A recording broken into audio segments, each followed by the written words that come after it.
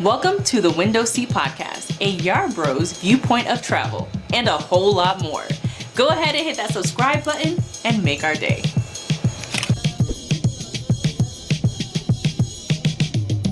Hold on. Top of the line, y'all. We just dropped a video yesterday that was mind-blowing. That's all I'm gonna say. That video, the more we found out, the more epiphanies that we had. It was absolutely wow. I don't even. What did you think, baby, about the video? So first of all, there are certain videos that we call Yaro classics, right? Those are the ones that are a bit more documentary style. We put a bit more of research behind it, following up on stories, following up with people, and things like that. This, I would say, is a Yarbro classic, and it was a story of the Black Seminoles, which originally started off with finding out how they made it to Mexico. This particular video sparked us because we found out that there was a southern section of the Underground Railroad that we knew nothing about going into Mexico. We're like, really? What's that all about? And then we found out it was a Black nation that made their way to Mexico on this Underground Railroad. Yep. And then it kept being another and epiphany after epiphany after epiphany. So if you have not seen that video, we want to urge you to go down to the description or in the highlighted comment and watch this video. It is dope. And it's so, for instance, did you know that there was a Black nation that existed in the 16s, 17s, 1800s that never tasted slavery? That rebelled. I did not know that. That rebelled and had successful rebellion. In other words, they won their freedom, murdered their masters, burnt down the plantation, told the U.S. government, give us our emancipation or we ain't putting our guns down, got emancipated. Government took their emancipation back once they put their guns down, and then they just went to Mexico and became heroes. Right. Like, I think the only thing I heard was like the Nat Turner Rebellion, right? That was one of the rebellions, and maybe another one, but this whole entire story that took place over decades, over decades, honey. A few hundred years, if you're counting like the formation of the Black Seminoles, it was never taught, especially being from Florida and finding out that a lot of this took place in Florida, never knew. Let's give them that backdrop. So just the cliff notes in case you haven't seen the video. America, Merikka, KKKA, kidnapped Black people from Africa, brought them over here. And not even America, the British, right? Brought us over here and we started work, right? And rice plantations and all that kind of good stuff. We create our own communities, like Gullah communities. And a lot of times, like when I was a kid, we'd always be like, man, I wouldn't be that. And you know what? They wasn't going to be that either. There were rebels up in there. It was like, I'm not going to be your slave partner. You know what I'm saying? I'd rather just kill all of y'all and get murked or whatever.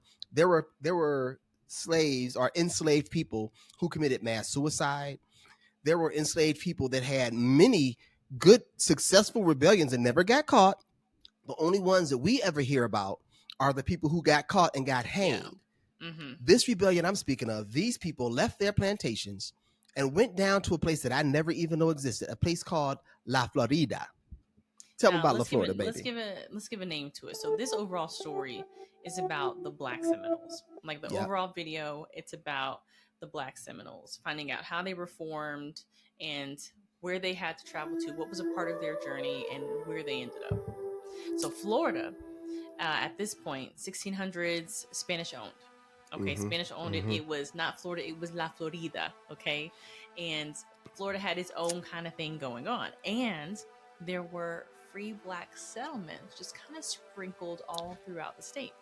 Not even little Black settlements. Lots of Black settlements throughout the state of what is now called Florida, right?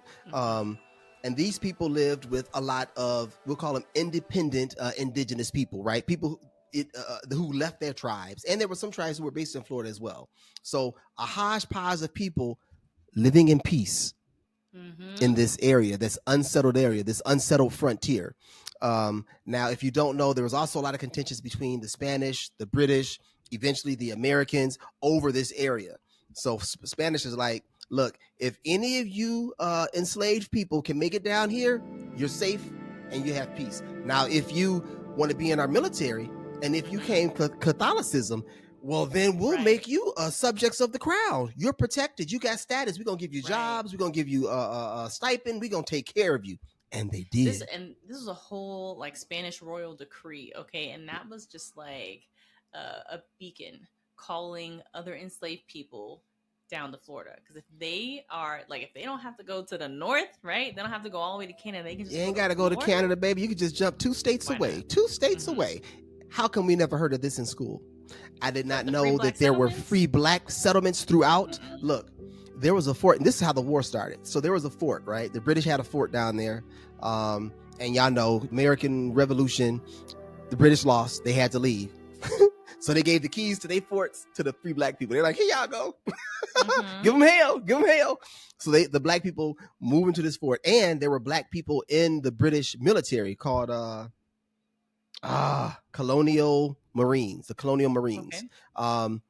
They gave their keys to the Colonial Marines. Now, these are self-emancipated individuals who have gone down to Florida and La Florida, been trained by the British military on how to be, militant soldiers, right? And they gave them the keys to the fort. Along with those keys, they get gunpowder, all kinds of guns, all kinds of weapons. It's a straight up fort. It's called Fort Bluff. Now, Prospect Bluff. Now, it's a whole city that's going on inside of this fort. I told y'all, imagine this. The fort is like at the edge of Florida, right? And all these other places, the settlements are deep in Florida. They all around, right? But on the edge, they got a military front, pretty much a black military front for the most part. And this is like on that Florida-Georgia borderline, right? Yep. So the Americans had a name for this fort, and it was not Fort Bluff. What was the name, baby? The Negro Fort. The Negro Fort. Mr. Andrew Jackson, Sergeant, Lieutenant, whatever the hell office he had at the time, General Jackson. Do you think he called it Negro Fort? Because, he owned a bunch of slaves. He promised to get all slaves back to their owners and promised to take care of the Indian problem if he ever made it to office. Do you honestly think this man, he called himself a representative of the poor white man? Do you think he called it Fort Negro? He probably had another name, a few other names for this fort, but I think history, the way history is written, is to try to be a little bit PC. I think that's amazing. I think when you try to PC history, you miss the context. I read a bunch of letters that soldiers wrote home, and a bunch of things, a bunch of newspaper articles from like the 1700s all the way through to the late 1800s. And, it was a mixed bag like we have right now. You know how he who should not be named got in office, right? A lot of ignorance is represented, but a whole lot of people are like, man, I'm not with this, but I need to feed my family. Like it's those letters. So maybe it humanized them. I really did. I thought that we had few allies, but it was a whole lot of people that was like, this stuff is wrong. It was a job that was being ordered by wickedness in high places. So anyway, he has to go down and bomb this fort. He's calling it Fort Nigga forever. And he finds a way to come down and bomb this fort. And they kill upwards of 300 men, women, and children that lived inside that fort. Now, on the border of what will become Georgia and Florida is another group of militant indigenous people called Red Sticks. Ooh-wee. So these are the ones who, we don't want you on our land, white man. We don't want to be with you. We don't want to be around you. We don't want our children to know you. We want to kill you. We want to scalp you. We want to see you suffer. They connected with the brothers, right? And they just got along nicely. They became family. They had a common enemy. Right. Enemy of my enemy is my friend, right? But they grew together. They took on each other's different identities and whatnot. And these people, and deeper, it's a lot deeper than that, but they will become what's known as the Black Seminoles. The Black folk, they became the Black Seminoles, and then there were Seminoles. And can you imagine what that border was like? Contentious. Boy! Look, you got, now imagine this. These brothers and these Indians, these indigenous people are growing crops and trading with everything. They're trading with Spain. They're trading with the Brits because the Brits are still in the area. They're trading even with the people from the United States, right? And all they want is guns. So they had a mission. They are armed to the teeth, honey. They were strapped. They was strapped like what? You know what I'm saying? Like they was ready. Interesting combination, because it's like you have all these guns. You're tired of people coming over here who ain't supposed to be. They ain't the Spanish, but they crossing into another nation's territory and they're not supposed to. Okay, I can see how you can get fed up. I'm gonna keep it 100 with you. I read about some raids that they conducted too. They were raiding the Georgian people who will become Georgians as well. You know what I'm saying? Can you imagine being an enslaved person in Georgia looking at that border? Look, I bet it was like, as soon as nightfall, make a plan, like we going. So in Detroit, Wyoming and Finkel, in Kalamazoo, it was on Westnedge, a couple of gas stations on Westnedge. There were we'd have little races, and we'd have places where brothers would just come together and hang out on a Saturday night or a Friday night. Too young to get in the clubs. You know what I'm saying? A bunch of older men there trying to pick up the young girls. People turn on their music. It used to be Belle or downtown, and people just enjoy themselves. That's what I feel like the border was. I think the border was the place to be. I think that brothers got on that border and they would look over there at Georgia and be talking. I feel like they talk so much trash.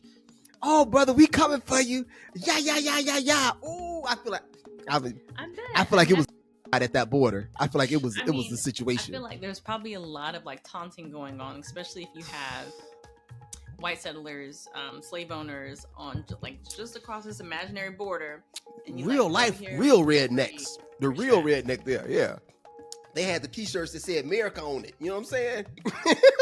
And then hillbilly on the back. You know what I'm saying? Like they were there, and they taken them brothers over the border, and the red sticks over there. They jibber jabbering, and they're doing raids, organized raids over in the United States. So what kicked off that first Seminole War? President Jackson bombing that fort. So after he bombed that fort, the red sticks, Prospect Bluff, the Negro fort. History just be so fake with it, man. Because when they write the history, right? When they write the history, it ain't never gonna be right. So anyway, so then the retaliation was the Red Sticks and the brothers, the Black Seminoles, went and shot up a boat that was crossing one of those rivers. And that boat, they picked the right one, man. They had some good intelligence. They had sergeants, the wives of sergeants, different military officers, and the children of different military officers. They killed everybody, I think, except 2 people. Okay, so that was much. Do you think blowing up a fort with 300 people in it was a bit much? No, I'm not saying it's not. I'm not saying one thing equals another thing. I'm just saying it's a bit much. It was contentious, and that was the overflow. And then we had the first Seminole War. At the conclusion of the Seminole War. And y'all the best at what you do. And we could really use your services. Can y'all come work come run with us? Man. Can you work with us, please? So I would, watch the whole story, y'all. It's an awesome video. Really, really, really good video. It was a passion project. Took us a whole week and a half to produce it. Took us three months to research it. We hope you guys enjoy it. It was a good video. Did you like it? Yeah, I really enjoyed learning about it and getting the opportunity to actually go to the town of Nacimiento to see how classic material. To see what about the ladies we interviewed? They were cool people too, history. Right? They were dope. I'm so glad that they agreed to talk to us and share about their history. Man, that was beautiful. And I hope we didn't bore y'all with that. We found it absolutely amazing and interesting and love diving into it.